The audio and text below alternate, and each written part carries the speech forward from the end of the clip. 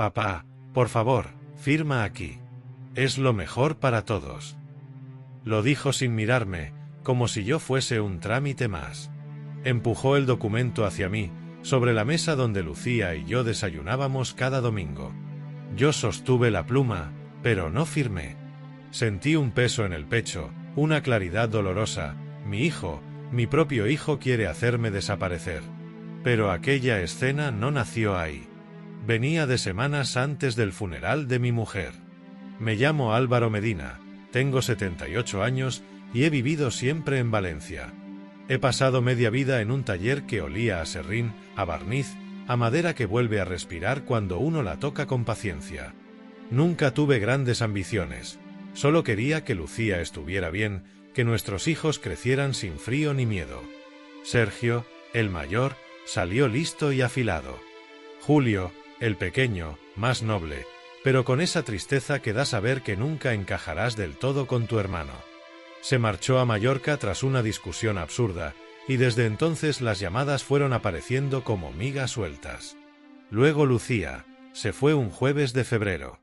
Era gris, de esos que parecen no tener mañana. Su silencio llenó la casa, y en ese hueco empezó a colarse algo que no supe reconocer. Una semana después del funeral, Sergio llegó demasiado pronto. Sin flores, sin café, sin siquiera preguntar cómo había dormido. Solo una carpeta azul. Dijo que quería ayudarme con los trámites. Asenté, porque así funcionaba nuestro trato desde hacía años. Él decidía, yo le dejaba hablar. Pero entre tantas palabras que no escuché, hubo una que sí me atravesó.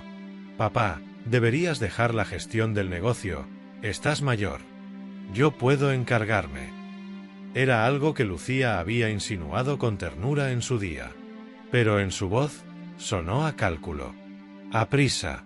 A puerta cerrándose. Y la primera grieta llegó cuando encontré, en el buzón, una carta a mi nombre. Solicitud de revisión de capacidad jurídica. Me quedé quieto en el rellano, con el sobre entre los dedos. Pensé, no puede ser él. Pero dentro, muy dentro, supe que solo podía serlo. El golpe verdadero apareció días después, cuando Clara, su esposa, vino temblando a mi casa. Traía un sobre lleno de impresos, correos, firmas. Álvaro, usted tiene que ver esto. Sergio lleva meses preparando algo. Después del funeral, lo aceleró. Ley. Mi nombre aparecía tachado, sustituido por términos fríos: incapacitación, sucesión anticipada, gestión delegada. Y en un correo, 3 días antes del funeral, Sergio escribía: en cuanto fallezca, iniciamos todo. El negocio, el local, el piso del Cabanyal, lo dejaremos a mi nombre. Él no va a enterarse de nada. Sentí un pinchazo en el estómago. Recordé las últimas palabras de Lucía. Álvaro, abre los ojos con Sergio. No lo hice. Y ahora empezaba a pagar ese error. Acudí a Manuel Llorens, el abogado del barrio, porque era el único que aún me miraba como a un hombre entero y no como a un anciano desbordado por los papeles. Le llevé todo, los correos que Clara me entregó, la carta del buzón, incluso mis dudas. Manuel hojeó los documentos despacio, sin teatralidad, y al terminar murmuró: Álvaro, esto es serio.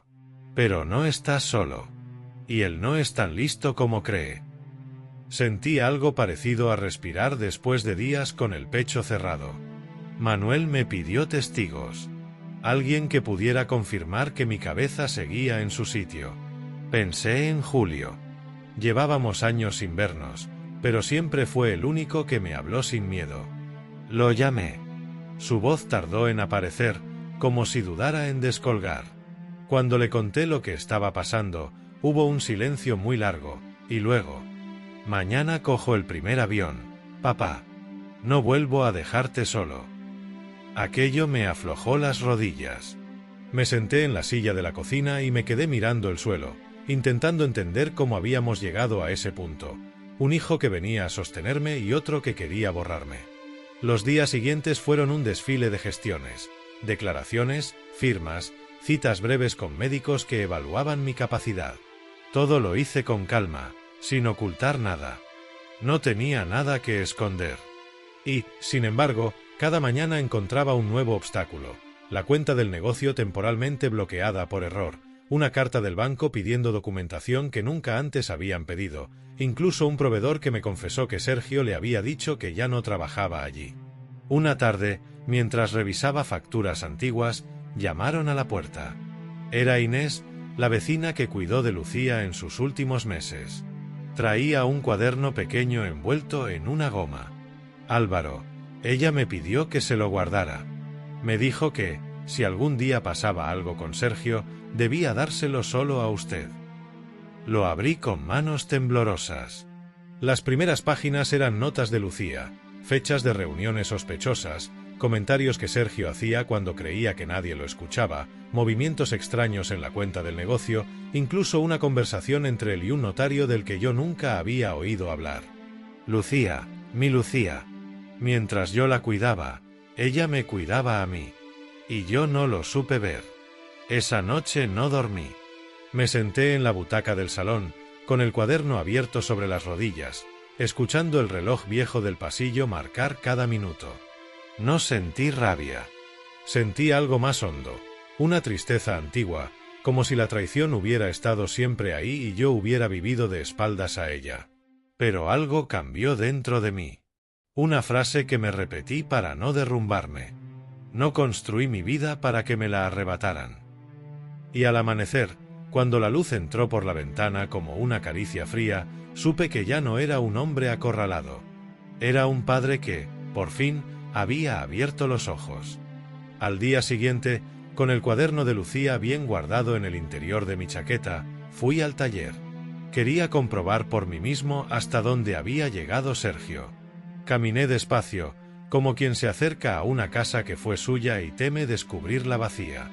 La fachada estaba igual, pero la puerta, no. La llave no entraba. Giré 1, 2 veces, hasta comprender que habían cambiado la cerradura. Me quedé quieto, con la mano apoyada en la madera. Aquel taller había sido mi refugio durante 40 años, el lugar donde Lucía me dejaba el almuerzo en un tupper y donde mis hijos jugaban entre virutas. Y, sin decirme nada, Sergio me había expulsado. No llamé a nadie. Me senté en el bordillo de enfrente y esperé a que pasara el temblor de las manos. El respeto no se hereda. Me dije eso, casi sin voz, como un mantra que me mantuviera erguido. Esa misma tarde, Manuel vino a casa. Le mostré la llave inútil, la carta del banco y el cuaderno de Lucía. Lo revisó todo y negó lentamente con la cabeza. Álvaro, esto ya no es solo una maniobra familiar. Es una estrategia completa. Tu hijo está intentando dejarte sin voz, sin negocio y sin memoria jurídica. Asenté. No porque lo entendiera del todo, sino porque, por primera vez, me atreví a aceptarlo. Pero tenemos algo que él no tiene, continuó Manuel, pruebas directas y personas dispuestas a hablar. Justo entonces sonó el timbre. Era Clara. No llevaba maquillaje, ni bolso, ni siquiera abrigo adecuado. Solo un niño dormido sobre su hombro y los ojos rojos de haber llorado demasiado. Me he ido de casa. No podía seguir ahí. Entró y se sentó sin esperar invitación. Y lo que contó después fue aún más oscuro. Sergio había empezado a revisar sus llamadas, a pedirle que no me visitara, a hablar de un futuro sin cargas. Clara temió que, si seguía allí, terminaría siendo cómplice de algo que la avergonzaría toda la vida. Firmó la declaración que Manuel había preparado. Su mano temblaba, pero no se detuvo. Julio llegó esa noche. Entró en casa sin decir palabra y me abrazó como no lo hacía desde que era un crío. Lo arreglaremos, papá. Pero esta vez de verdad. Cenamos los tres en silencio, con el niño dormido en el sofá y el cuaderno de Lucía abierto sobre la mesa. Cada anotación de su letra suave era una advertencia que yo había ignorado durante meses. Antes de acostarme, me asomé al balcón. El barrio estaba tranquilo, como si nada de aquello estuviera ocurriendo del otro lado de las persianas. Respiré hondo. Sabía que lo peor aún no había llegado. Pero también supe, con la misma certeza, que ya no caminaba solo. Los días siguientes avanzaron como una tormenta silenciosa. Nada estallaba, pero todo crujía.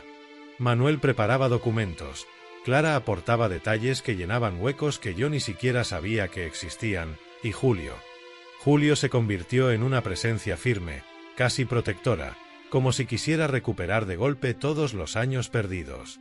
Una mañana, sin previo aviso, Sergio apareció en mi portal. Nos subió. Me llamó desde la calle. «Papá, baja. Tenemos que hablar». Su voz sonaba tensa, como quien intenta fingir calma cuando ya no le quedan cartas. Dudé unos segundos, pero bajé. No quería esconderme. Lo encontré apoyado en su coche, traje impecable, mirada afilada. «He oído cosas, rumores. Clara está diciendo barbaridades. Julio también. No sé qué te están metiendo en la cabeza». Lo escuché en silencio. La brisa movía sus palabras como si no fueran del todo reales. «Solo quiero ayudarte. Pero si empiezas a tomar decisiones equivocadas, tendrás problemas. Y yo no podré protegerte». Protección. La palabra casi me hizo sonreír. «Sergio, han cambiado la cerradura del taller». No dijo nada. Solo apretó la mandíbula. Y recibí una solicitud de revisión de mi capacidad. ¿También quieres hablar de eso? Entonces vi algo que no esperaba. Miedo. Un destello rápido, casi imperceptible, pero real. No era culpa lo que le temblaba por dentro. Era el temor a que su plan ya no tuviera retorno. «No dramatices, papá», respondió al fin. «Es solo una formalidad. Para ayudarte». «Ayudarme no es borrarme», le dije. Hubo un silencio tenso. Luego abrió la puerta del coche sin despedirse y se marchó. Ni un gesto, ni una palabra. Solo el ruido del motor alejándose.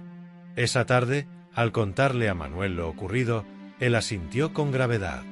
«Eso significa que ya sabe que lo estamos investigando. Es posible que intente acelerar todo». Y lo hizo. A los 2 días, recibí una notificación de una junta extraordinaria del negocio. Una reunión urgente convocada por Sergio para nombrarse administrador único. Era el paso final. El golpe maestro. Miré la fecha, 3 días después. Respiré hondo. No sentí rabia. Sentí una calma extraña, como quien ya ha visto venir la ola y sabe que, si se mantiene firme, no lo arrastrará. Esa noche, repasé el cuaderno de Lucía una vez más. Sus notas parecían susurrarme al oído, como cuando se sentaba en el taller y me decía que no ignorase lo evidente. «Álvaro, cuídate del hijo que más se te parece». Por primera vez entendí esa frase sin dolor. No era un reproche. Era una advertencia de amor.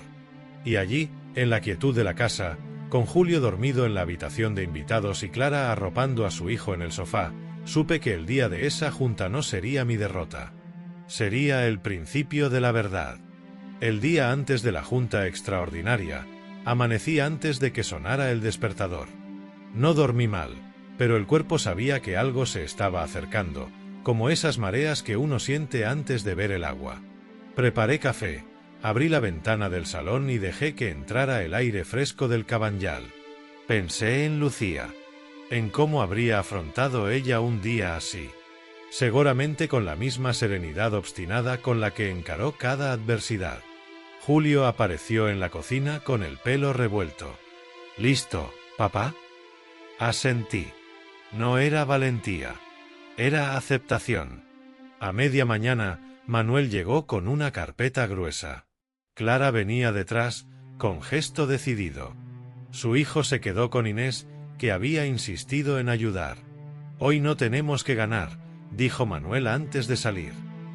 «Solo tenemos que mostrar la verdad». Entramos en la sala de reuniones del negocio unos minutos antes de la hora. Los socios se acomodaban, algunos sin comprender del todo lo que estaba ocurriendo. Sergio estaba al fondo, revisando papeles con rapidez. Al verme, Se quedó inmóvil. Fue un instante, pero lo vi, esa mezcla de sorpresa y molestia que tienen quienes pensaban que el camino estaba despejado. Papá, no hacía falta que vinieras. Es un trámite, dijo con una sonrisa tensa. No respondí. Me senté frente a él. Julio a mi derecha. Clara a mi izquierda.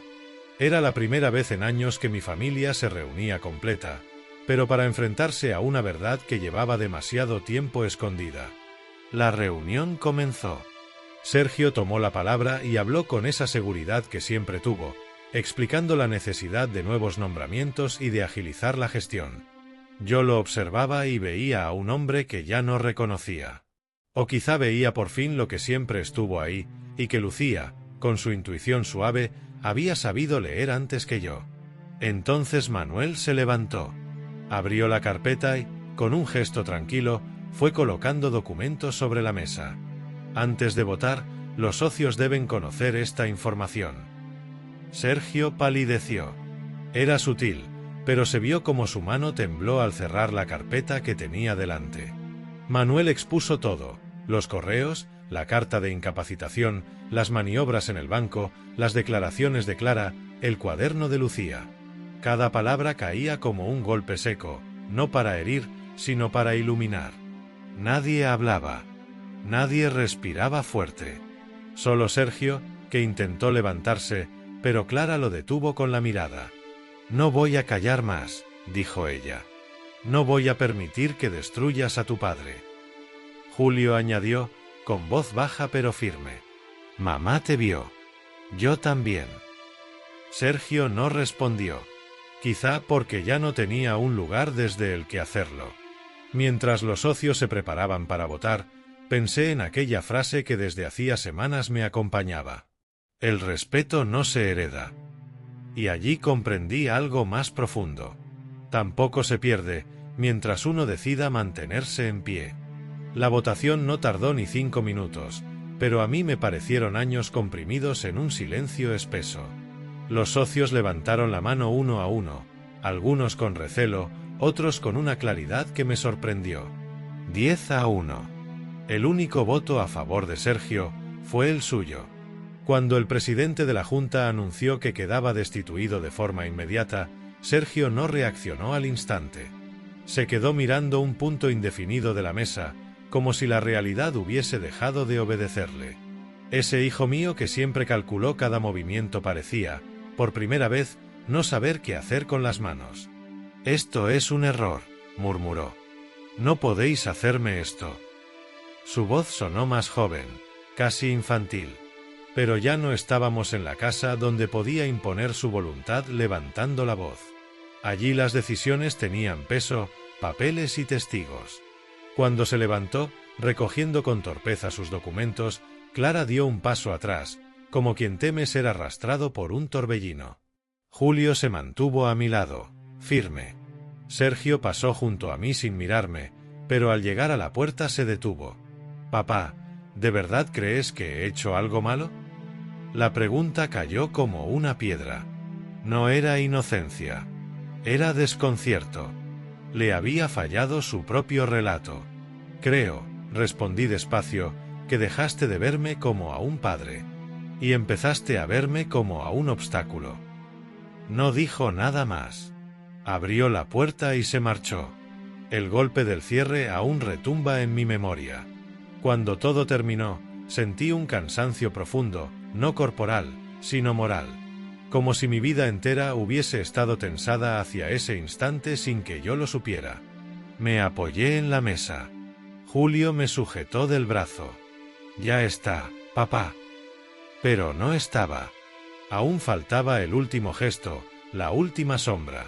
Esa tarde, mientras Manuel preparaba los escritos finales, recibí un mensaje de Sergio. Un único renglón. «Hablamos mañana en tu casa. Es lo mejor para todos». No contesté. Sabía qué escena pretendía repetir. La misma del documento deslizado sobre la mesa. La misma en la que quiso hacerme firmar mi propia desaparición. Esa noche apenas dormí. No por miedo, sino por una tristeza antigua que volvía a visitarme. Entré en el taller, ya con mi llave nueva, y recorrí la nave en silencio. El barniz, la madera, los tornos, todo estaba igual. Y sin embargo todo había cambiado. Apoyé la mano en la mesa de trabajo, la misma donde Lucía dejaba notas pequeñas para animarme en los días largos. Recordé su frase escrita con lápiz, guardada entre dos herramientas. No dejes que nadie decida por ti. No sabía que un día la necesitaría tanto. Salí del taller con una calma rara. Mañana, en mi propia casa, se repetiría la escena. Pero esta vez, yo no sería el hombre que duda. Sergio llegó a mi casa al día siguiente a primera hora, como si temiera que alguien le arrebatara el control mientras dormía. No llamó al timbre, golpeó la puerta con esa impaciencia que siempre le he conocido. Cuando abrí, entró sin esperar invitación. Llevaba una carpeta en la mano. Azul. La misma que usó la primera vez. Papá, siéntate. Tenemos que aclarar esto antes de que vaya a más. Se colocó frente a la mesa del comedor, esa donde Lucía dejaba flores frescas cada semana. Yo no me senté. Me quedé de pie, apoyando una mano en el respaldo de la silla. Notaba la serenidad recorrerme como un río lento. Quiero que firmes aquí, dijo, deslizando el documento hacia mí. Es una cesión temporal. Solo para que podamos gestionar todo sin conflictos. Temporal.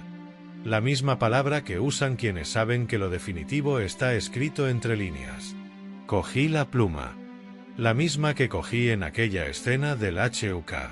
Pero esta vez mis manos no temblaban. Sergio, ¿por qué empezaste todo esto antes de que tu madre muriera? La pregunta cayó suave, pero él retrocedió un paso. No sé de qué hablas. De los correos. De las reuniones con el notario. De la carta de incapacitación firmada antes del funeral. ¿También de eso no sabes nada? Su rostro cambió. No de rabia, de miedo. Miedo verdadero. ¿Quién te ha dicho eso? ¿Clara? ¿Julio? Están manipulándote. No necesito que nadie me manipule. Tengo los documentos. Y tengo el cuaderno de tu madre. En ese instante lo vi quebrarse, como si se rompiera una costura interna que había estado demasiado tensa durante años. No pidió perdón. No intentó explicarse. Solo buscó una salida. Todo esto, dijo, señalando los papeles, es para proteger lo que has construido. Tú ya no puedes, tú no deberías. No terminó la frase. Yo sí. Lo que no debería es tener un hijo que me trate como un estorbo. Sergio cerró la carpeta de golpe. Si no firmas, lo perderemos todo. No voy a perder nada, respondí. Lo que tenía que perder ya lo perdí contigo. Guardó los papeles sin mirar, con torpeza. Caminó hacia la puerta. Antes de abrirla, se giró. Te estás equivocando, papá. Puede ser. Pero esta vez la decisión es mía. Salió. La puerta se cerró con un sonido seco, casi definitivo.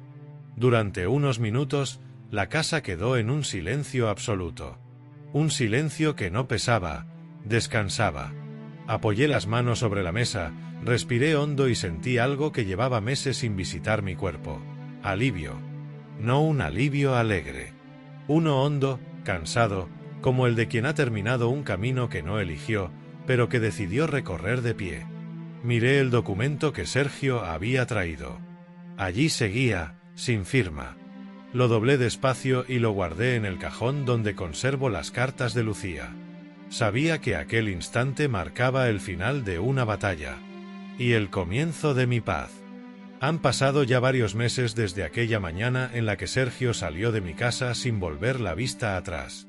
A veces pienso en ese portazo como en una puerta que no solo se cerró, sino que me permitió volver a abrir todas las demás. Julio tomó las riendas del taller con una dedicación que nunca imaginé.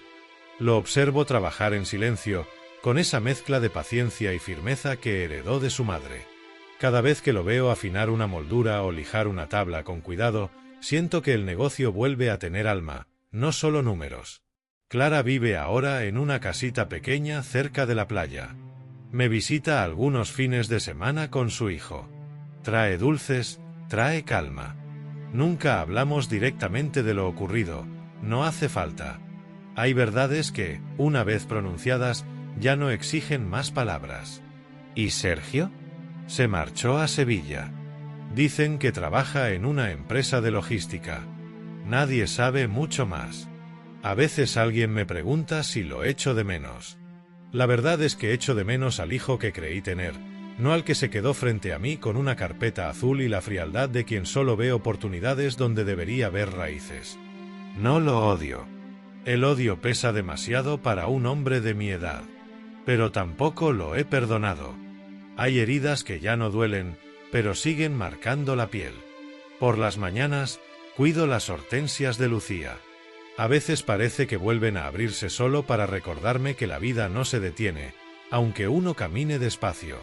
He recuperado su piso, su luz, su silencio amable. Al atardecer, me siento junto a la ventana con una taza de café y dejo que el barrio respire alrededor. A veces, cuando cierro el taller por la tarde, encuentro en el aire un olor tenue a barniz que me recuerda mis primeros años con Lucía, cuando aún todo era futuro y los hijos corrían alrededor de la mesa grande. Esa memoria, intacta, es el verdadero legado que conservo. No las cuentas, no los papeles, no el local del Cabanyal. La dignidad. Ese es el único patrimonio que uno no puede permitir que le arrebaten. El día que guardé el documento sin firmar en el cajón de las cartas de Lucía, sentí que por fin cumplía algo que ella llevaba tiempo pidiéndome. Mirar la verdad de frente, sin miedo, sin disculpas. La casa está tranquila. El sol entra por el balcón. El reloj del pasillo marca las horas con su cadencia antigua. Y por primera vez en mucho tiempo, siento que mi vida vuelve a estar en orden, como una mesa recién lijada, lista para empezar de nuevo. A veces pienso en la pregunta que me hice el día del funeral. Hoy ya tengo la respuesta. No soy el hombre que quiso desaparecer en un documento. Soy el que decidió permanecer. Y en esa permanencia, al fin, he encontrado mi paz.